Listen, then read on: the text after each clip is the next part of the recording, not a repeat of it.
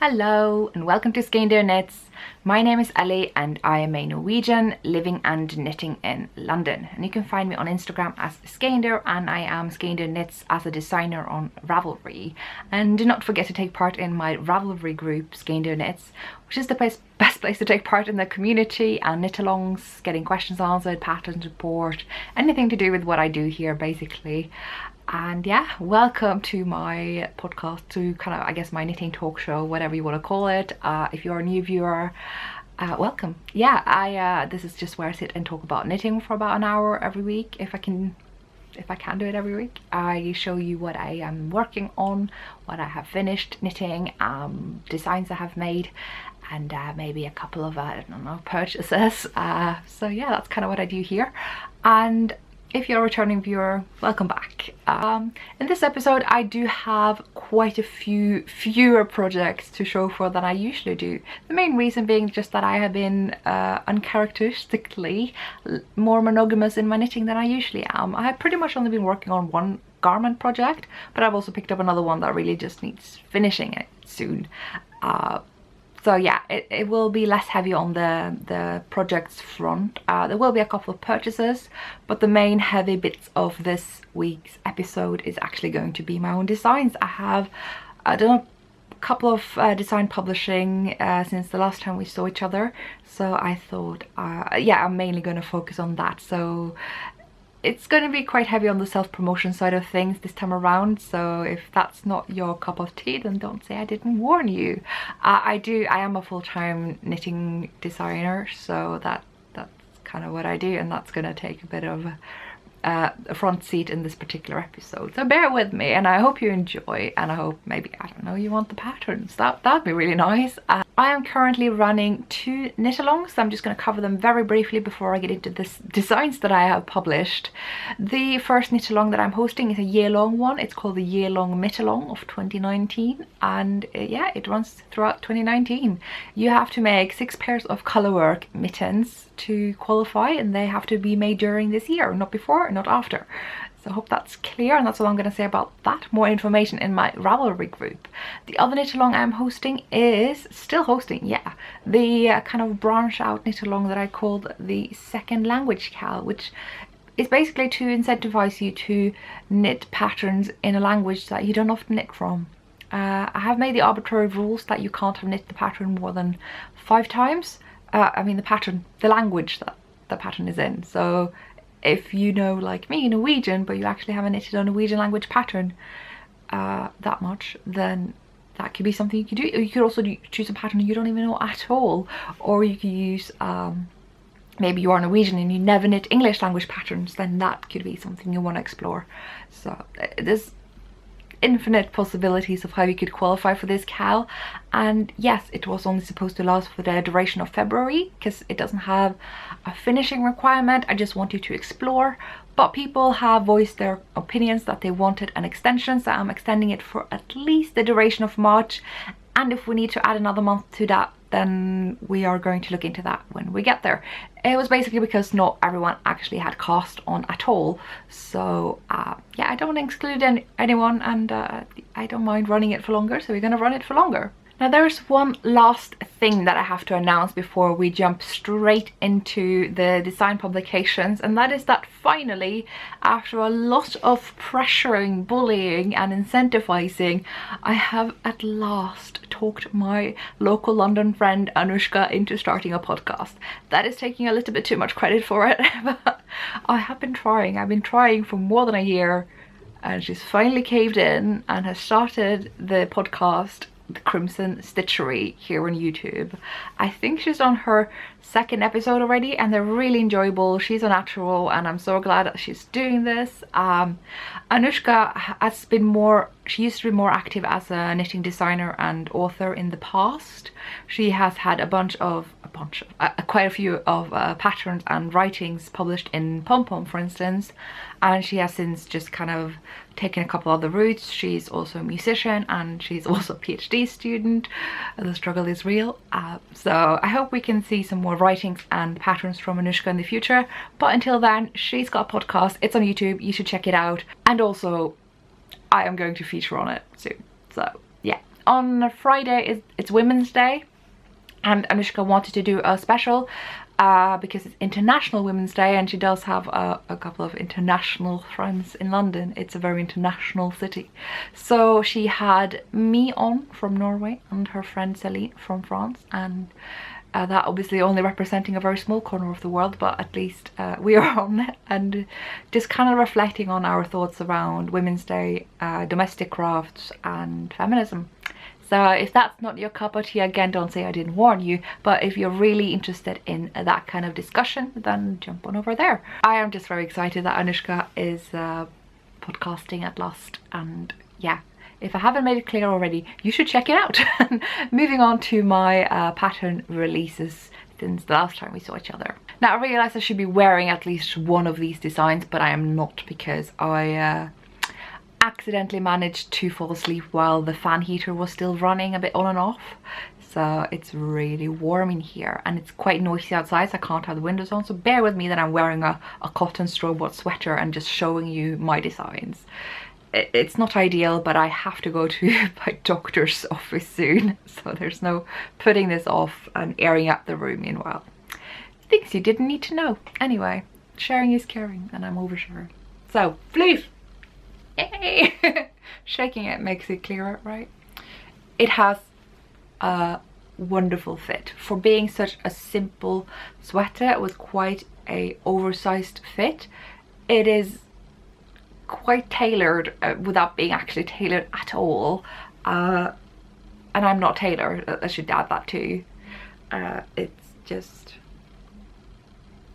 yeah, it sits really well on the shoulders. I've tried to kind of overly feature that in the photos that I chose for the Ravelry page. I had a number of test knitters, and one of them was my friend Christina, she's from Norway, and when I saw her photos, I'm like, can I just use them? And I actually didn't think I'd have any good photos of myself for the pattern, but because I managed to go to Norway for my granddad's funeral, by the way, thank you so much for your well wishes again, I managed to take the opportunity to photograph a couple of patterns in the Norwegian nature.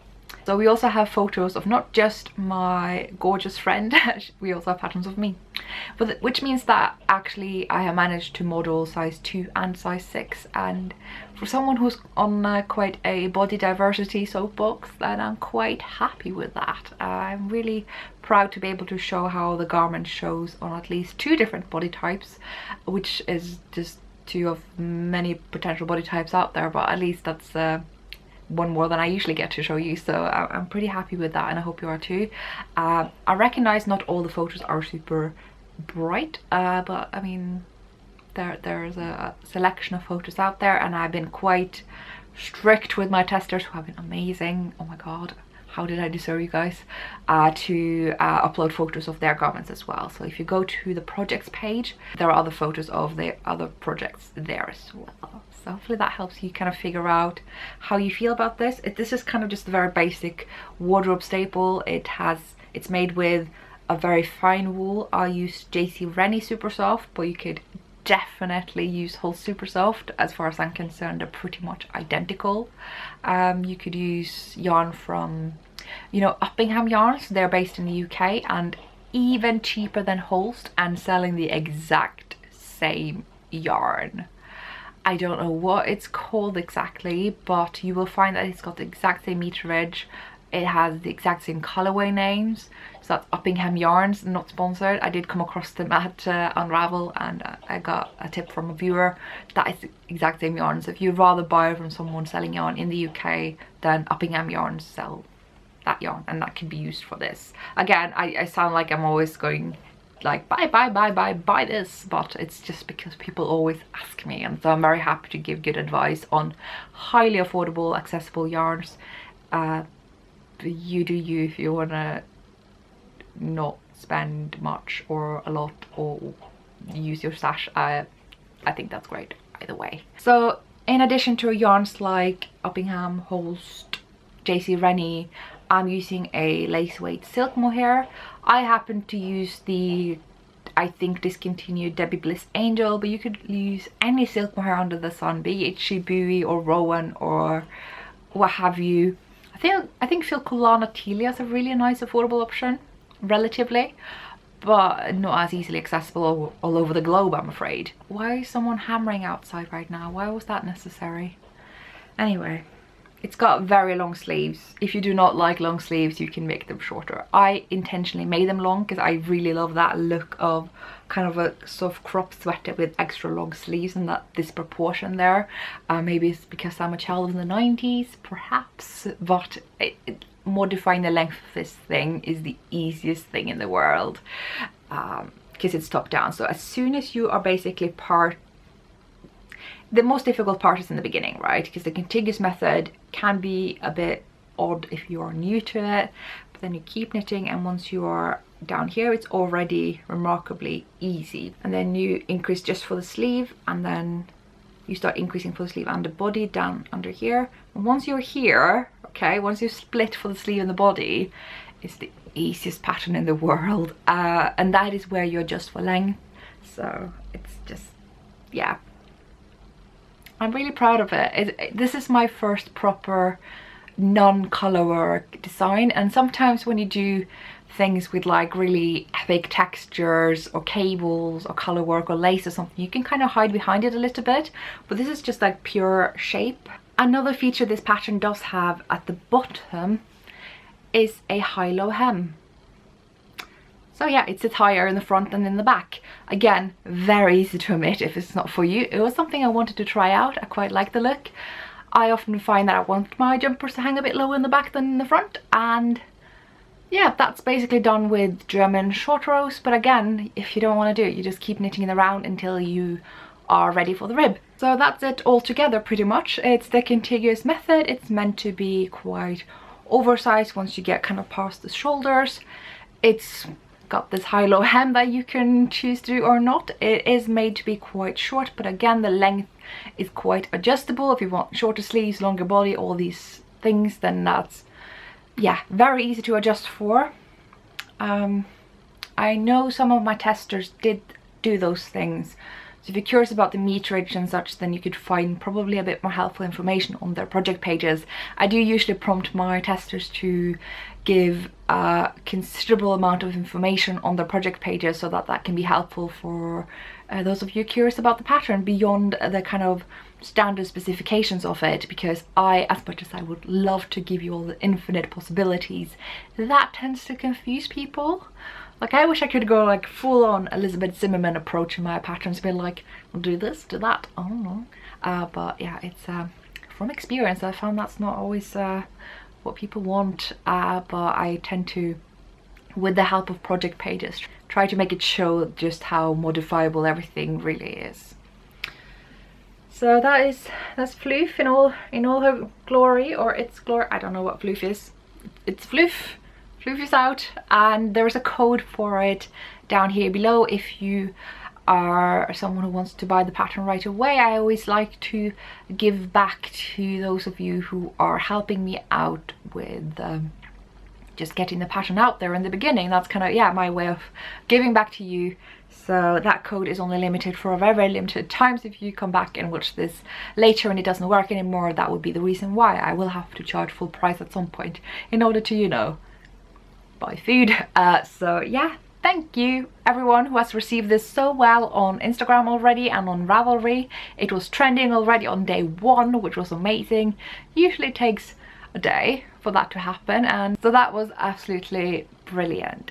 Thank you. The other pattern that I have coming out is not actually a new release, so sorry if I got you too excited about there being so many new patterns. No, this is a self-publication, because I had a pattern in a collection earlier at the end of 2018, and that was actually on a very short-term contract, which means that after 3 months I got the rights back to publish on Ravelry. So I have done that, and it is out, and it is Scumbling, aka Nightfall. Here it is. So now you no longer have to buy the whole gradient collection. If you only wanted this pattern, it is now available for purchase individually. I did get a lot of questions about that early when I released this, when this was released in the gradient collection, and it's a little bit uncomfortable to answer and tell people just how many months it will be until I can launch it on my own.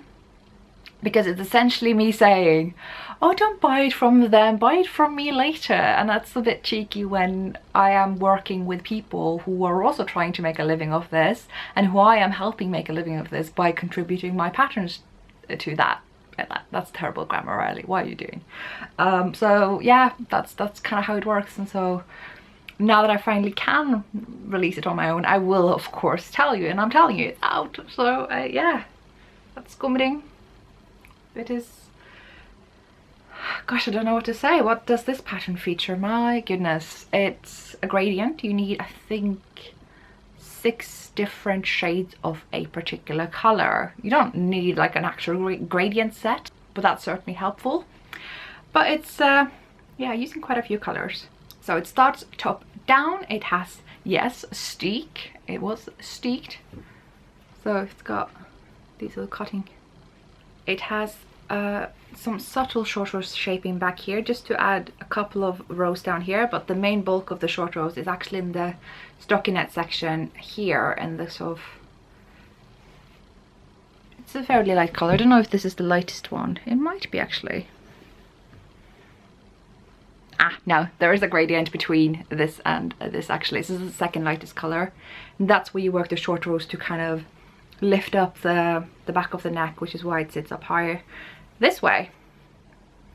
So there, you're working a lot of gradients already in the beginning, and it's a very conventional pattern. It's not reinventing the wheel.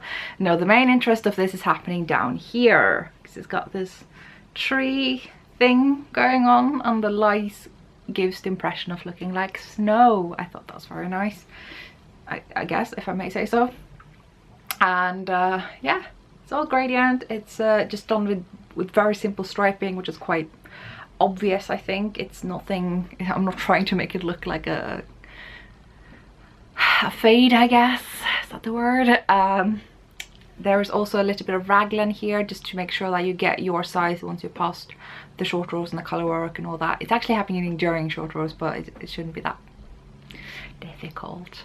It's also got some shaping. This is optional, but it does have it. It's just the only challenge, which is explained in the pattern, is to make sure that you're back at the stitch count that is divisible by the chart repeat of the trees.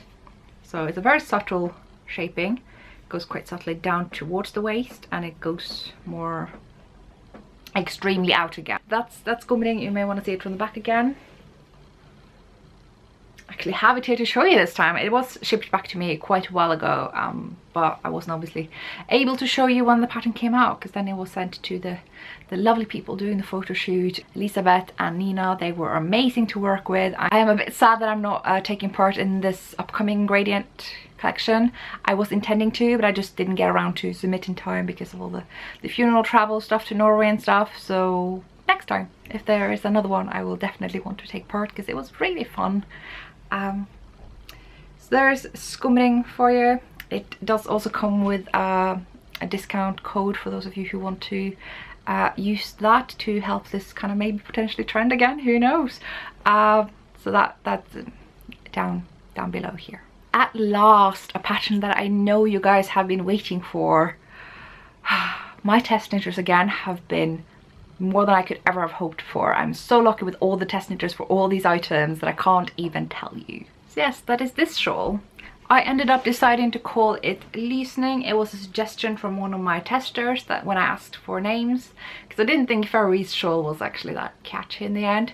So it's called Loosening, which is kind of the word used for an area of light in the forest. So if you're like walking through a very dense forest, and then there's like this part within it that is just quite bright, and there's maybe not as many trees there, and it's a loosening.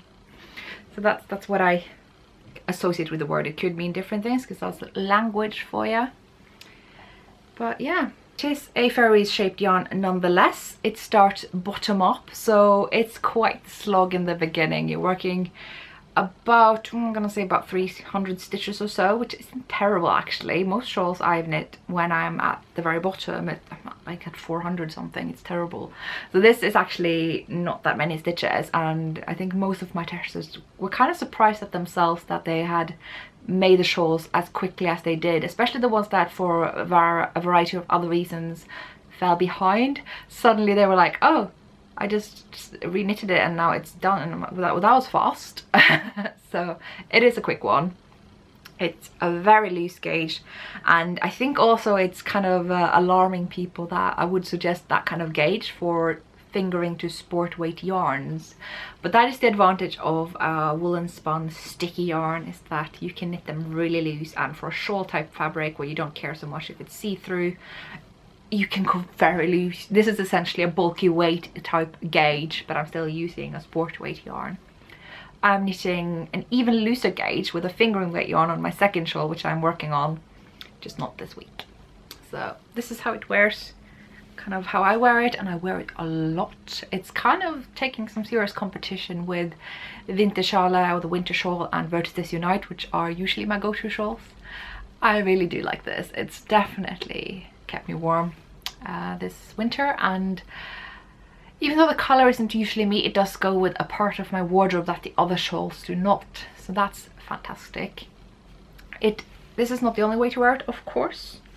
There is the good old shoulder drape wear, I guess. It sits really well on the shoulder, it really does. There's the fairies shaping there where you got a lot of decreases happening when you're done with the lace. So while you spend quite a bit of time going from here to here, and there's a lot of interest here to here, it's so quick this way up. It's just so fast. So in particular because of the decreases that happen there. So you can see there's you maybe aren't able to see it actually. That's a good thing. So, and it's easy. I've never designed a lace anything before really. I've done the odd lace cuff. So the lace here is not complicated. I'm just gonna say that. I have, you know, made it easy for myself, and it's all either knit 2 together or knit 3 together and yarn over. That's it. That's the whole lace of this. So if you're new to lace, actually, maybe it's not the worst first lace. It's gonna be one of those episodes where I can't talk properly again and I need to have like 10 takes for every sentence. It might be. You will never know because I edit. Ha! Yeah, the yarn, oh my god, I need to talk about the yarn. I'm using Vadbit Røsli. This is a base that's specific to Norwegian Oslo based yarn dyer Vadbit. That's Laila of Vadbit. She's amazing, she's a brilliant dyer and a fantastic person, and I adore her yarn. And I bought this yarn of hers when I was at Bergen Knitting Festival. I don't know if she's got this particular colorway and this particular base in stock, but this is a base that is exclusive to her. Spun by Hillesvåg, which is my favorite mill in Norway, and it's like this pelt wool lamb's wool blend. But having said that, I mean, there's so many yarns that qualify for this, and I'm going to be listing them in the pattern, and it's all yeah, I'm gonna try to not sound too excited over my own creation, but I kind of am. This is my first ever shawl, and yeah, and it's got a name and everything now. It's like a proper thing that I did, and it's a done thing. So, and for anyone who's curious if you can make it in time for EYF, yes you can. It's 2 weeks to EYF-ish, and I know people did this in less than 2 weeks, so if that's something you want, I don't know. I also don't know if you can hear it, but my neighbors have decided to put on some like fairly loud party music right now, and it's not even 10 in the morning. Anyway, you probably can't hear it. That's one advantage with this camera, I suppose. Oh, there's all these distractions, what can I say? So, I don't know if I have much else to say about this shawl. There is of course a discount code down below, so that's 20% off if you use that code. So you got essentially 3 pattern releases, 3 codes, and they all give 20% off. But what I also have decided is that for those of you who want to buy all 3 patterns and you find maybe that a little bit difficult to justify, I know there are quite a few of you out there who essentially collect my patterns, and you're not all crazy rich, and you may find it hard to justify when there's 3 coming out that closely. I made a kind of a one ring to bind them all kind of discount code, if you will. So if you want to buy all 3, there is the discount code that I'm writing below now, which is only going to be applicable if you buy all 3 at the same time, and it's going to give you 25% off rather than 20%. And I'm going to be quite strict about this one. If you by any chance have bought the other patterns earlier, when I released them earlier, more spread out on, say, Instagram, and you now want to apply the 25% discount instead, that's not going to work. That's just not possible, so please do not ask me. If you already just got the 20% discounts instead, it's not really a huge difference. This code is mainly for those who just find it hard to justify buying 3 patterns at once. If you want to use the 25% discount to get all 3 at the same time, then this code is for you. But in any other case, a 20% discount is still really good. The 25 is just, yeah, for those who buy all 3 at the same time. So hopefully that's clear. The reason why I do these discounts is not really because it's an affordable option for me. It's really, as I said earlier, because I want to give back to those of you who help me out when a pattern is initially launched. That is the highest chance that a pattern has to trend on Ravelry, and that is when I'm able to reach knitters beyond this Skeindeer bubble here. And so when you guys are so kind and buy my patterns when they come out on the day, to make them reach those other people,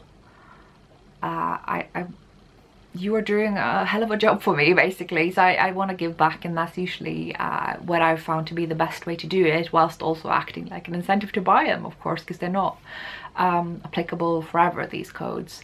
So that's kind of what I've found to be the best way forward. I hope you enjoy, and I've spent a lot of time talking about these patterns already, and I think we're finally ready to actually talk about the stuff that I have knitted on since the last time we saw each other. I'm going to try my best not to be distracted by my neighbours' very loud party music. They have a way of like playing the exact same song on repeat forever and ever and ever and then some. That's probably what they're going to do today, so good thing I'm leaving soon, like for today, not forever, just out of the house today. Yeah, anyway, what I've been knitting on since last time. This I just picked up yesterday, so it's not a lot of work. It's just like a couple, maybe like an inch or so. It's not anything noticeable, but I've also worked in the steek, so that's the thing that happened. I am now ready to cut up the armhole, but I think I'm not going to until I have actually picked up for the sleeves. So I'm going to pick up into a couple of rounds and then cut through, just to be safe. I don't think it will rip out, just because I'm picking up after cutting, because I have done that in the past and it's been fine. But you want to be better safe than sorry, and I'm just going to do that. So yeah. The armholes may look a little bit deep. It's because I got the measurements wrong initially. So I'm going to just stitch together this part of the underarm and make sure the armhole is this deep instead of this, right? That's not going to go in the pattern, don't worry. This is all the like little flaws that you have when you develop a pattern, that where you know not to put that in the actual writing. So, you know, that's if you want to see part of the procedure, that's usually how it goes. It's a little bit of cheating sometimes. I don't have time to rip out, it's just no way. So, and it doesn't matter, it's not going to look any different. So that's Eastlander. I don't know what to call it. I've been thinking Islander, kind of liking that name, Islander.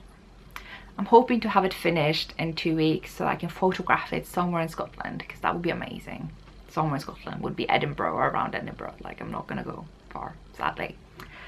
And it's all the same pattern. I've got about, I'm gonna say 3 inches to go now, and then it's rib, and then I get to do the sleeves, and that'll be in a breeze. It will be fine. So yeah, it's actually written up. I need to put up a call for test knitters soon.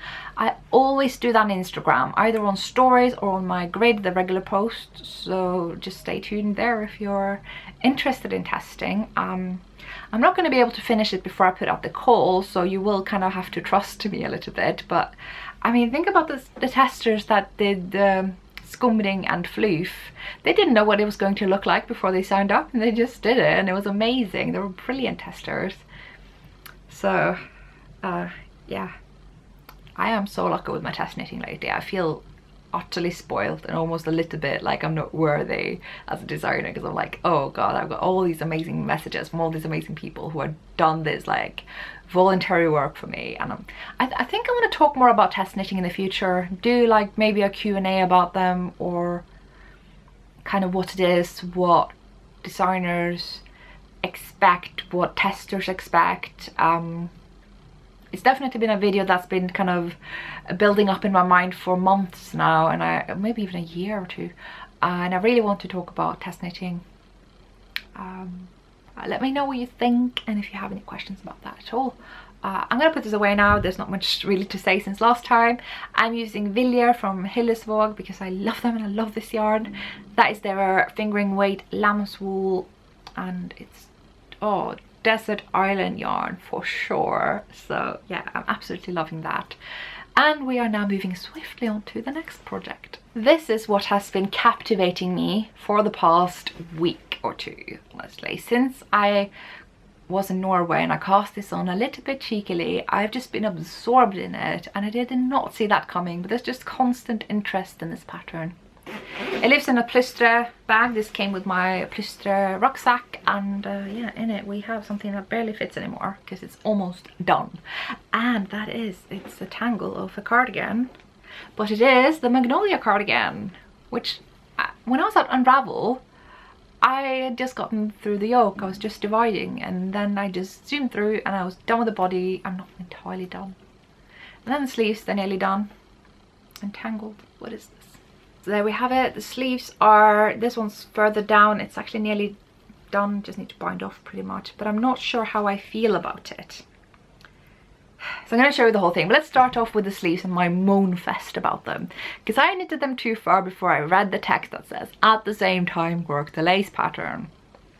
And then I thought to myself, actually I'm not sure I want to do the lace pattern because it looks a little bit too much with that on both the body and the sleeve. I'm going to show you, just bear with me.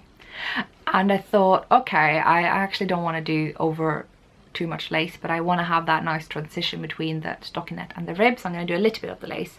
So I kind of put in this, which is based on the body lace, just not quite the same. It's really nice, but it's quite loose for the cuff. And I'm not sure I mind. Maybe I do, maybe I don't. Maybe I want to keep it. If I want to keep it, I literally just have to do a couple more rounds and bind off. And I'm just about ready to decide if I want to do the same thing, because this is just up to where I stopped decreasing. And what I'm considering doing is keep decreasing and just really not care that it's not gonna, the repeat isn't going to add up. I'm not sure how I feel about that. I don't know. So that's my conundrum. I just need to try it on and like how I feel. This might be fine. It looks a bit bulky because it's got the skein trapped inside, because that's how I maintain that without any tangles while working the other sleeve.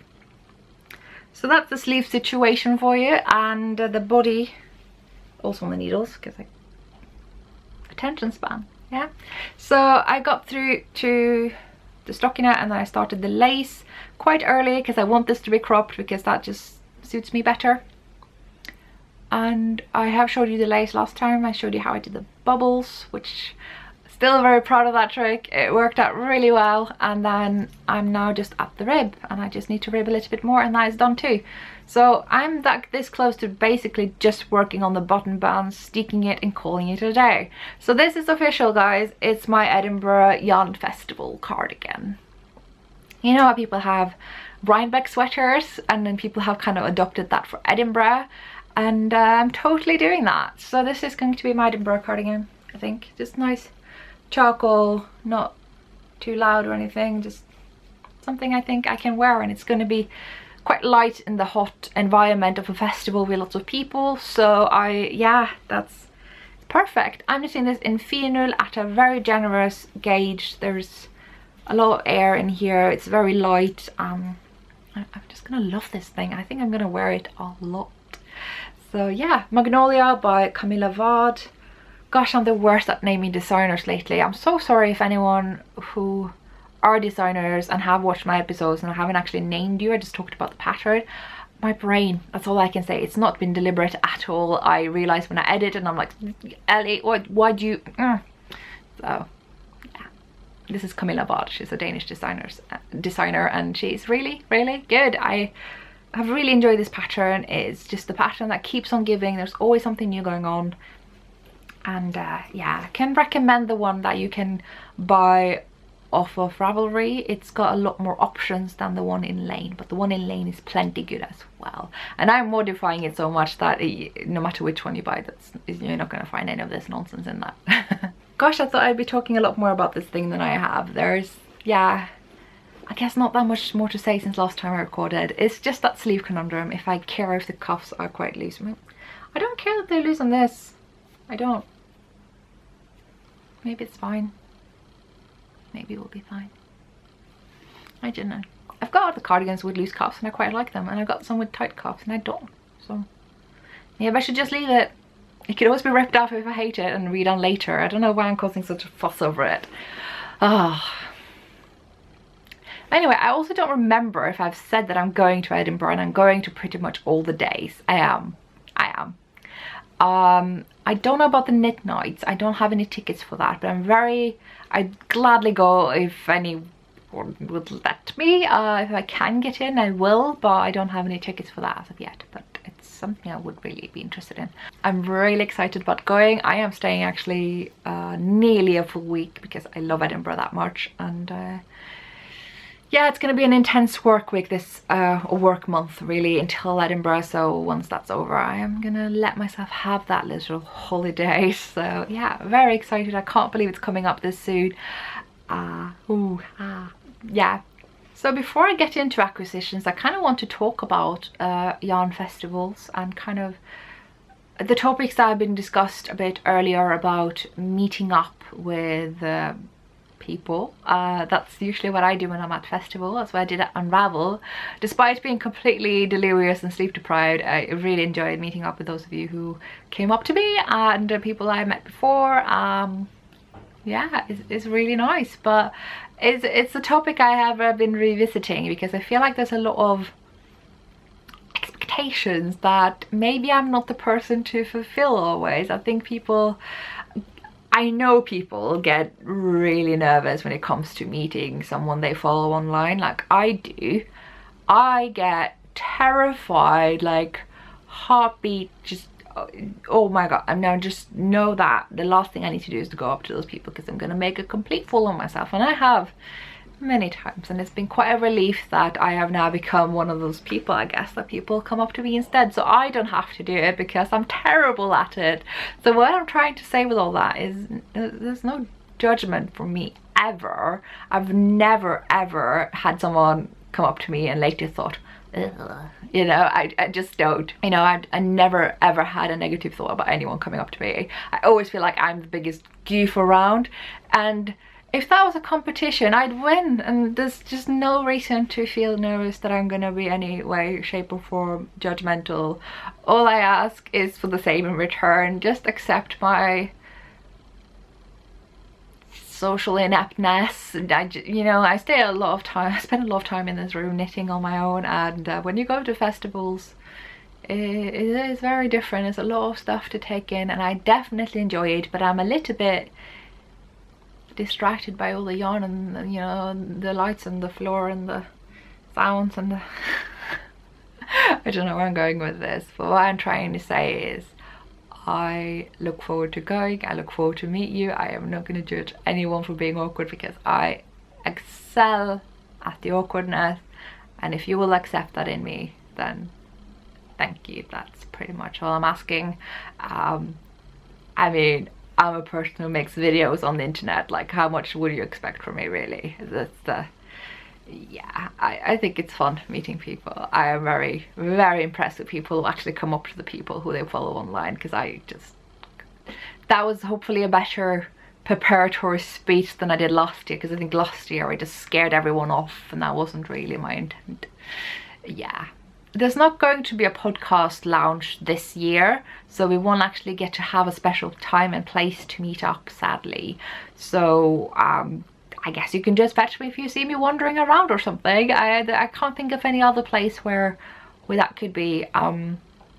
It's a shame. It was really nice to have that time and place for it. I think we all felt a bit more like it was, you know, what we want to say and do was more appropriate, and now there's not exactly that setting for it, but let's just make the best of it. We will figure it out.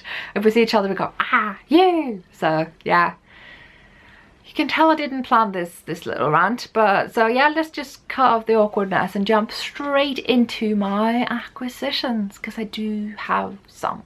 This thing actually arrived on the day that I recorded last time, but it's just a little bit too late. So it is Kate Atherley's knitting dictionary.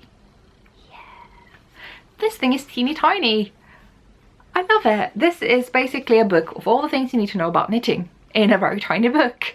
It's not all the things, but what I'm going to say is that this book is essentially a manual for the things that you kind of expect people to know about knitting, which we don't always know. Like, there's stuff in here that I don't know, but we usually talk about them as though everyone knows what they mean. We say raglan and hope that everyone's on board with it. And if you have any sort of gaps like that in your knowledge, this book is perfect for it. It's brilliant. I think it's great for beginners who find it hard to kind of grasp these terms, and you don't even have to be a new knitter, I think, to benefit from it, because I remember when I entered the online knitting world on the podcast and Instagram, there were so many terms that people used that I was like, I've been knitting for a long time and I have no idea what you guys are talking about. What is MCN?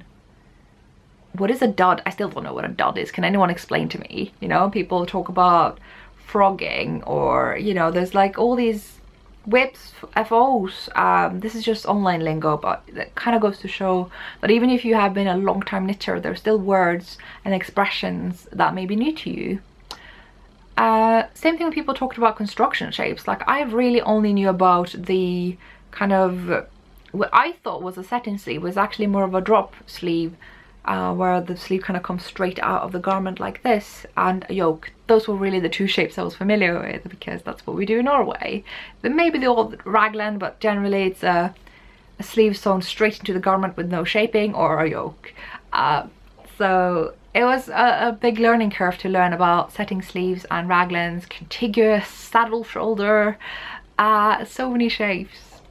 So I think this book is great for these things. So this is an example, right, where you just learn about the different shapes, but also like the different types of hats. Like, I find it really hard to browse hats on Ravelry because I don't know what the different categories are, so I have to Google every hat term and Google image search to get a general idea. So this book is going to be so helpful. I love how small and portable it is.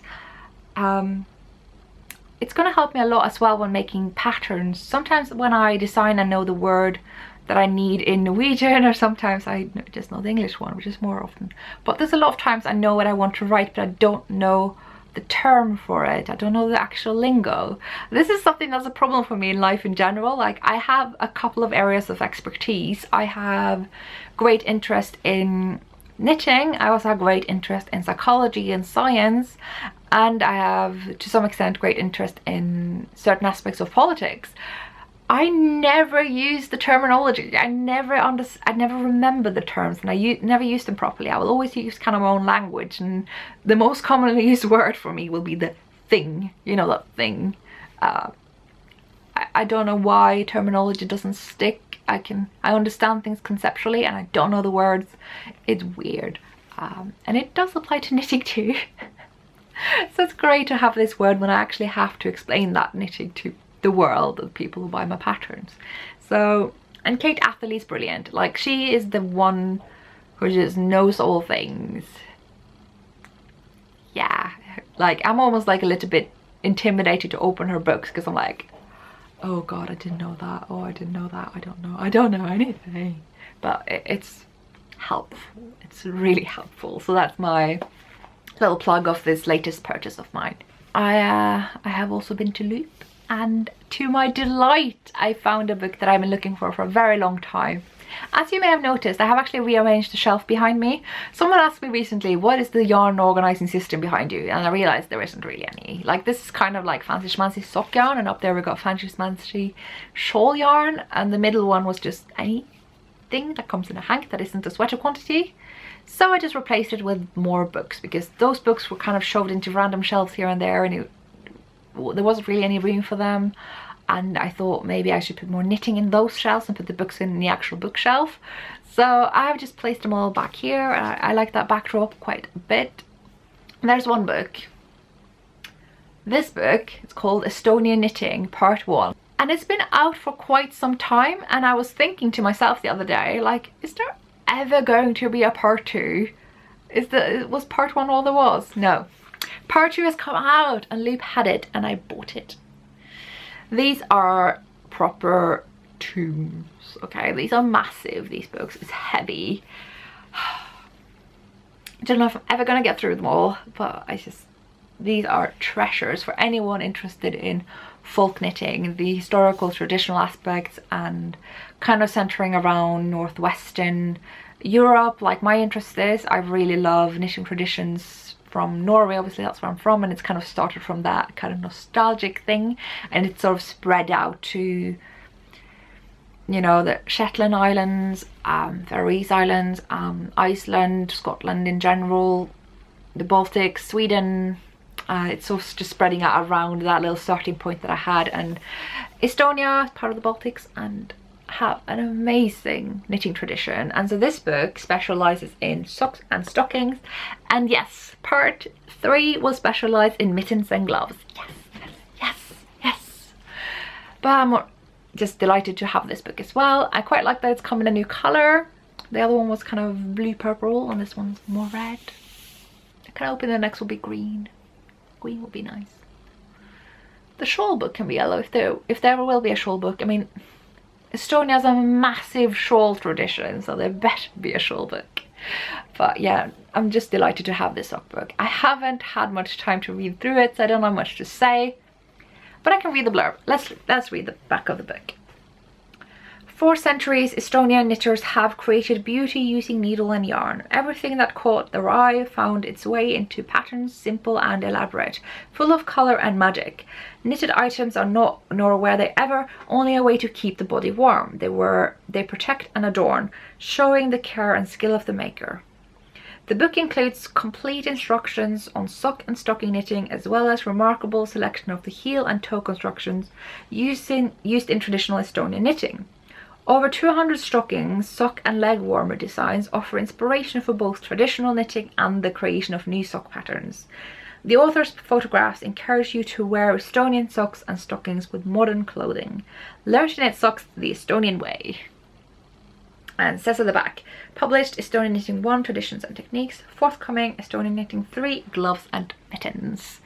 I did have a little peek through the book, and it does actually go through modern yarns you could use to make the socks as well as the more traditional ones, so you can actually like knit these with Regia yarn, right? I think this is a great book. It's got a foot in the old, a foot in the new, if you will, and what's great about this series is that they don't put a separator between the history bit and the how-to bits. You will literally find, like in the other Estonian book that I read through more, it will have like the first ever piece of Estonian knitting found, and right next to it is the chart for it. I just love that. You can make it as you're reading about its history. It's not like, oh, at the end of the book you can read some how-tos or whatever. It's all there. It's great for knitters, right? For knitters who are both interested in the history and for how to actually make it. So I adore this series, and I'm just thrilled to have this book because I'm a bit of a mad collector of knitting books.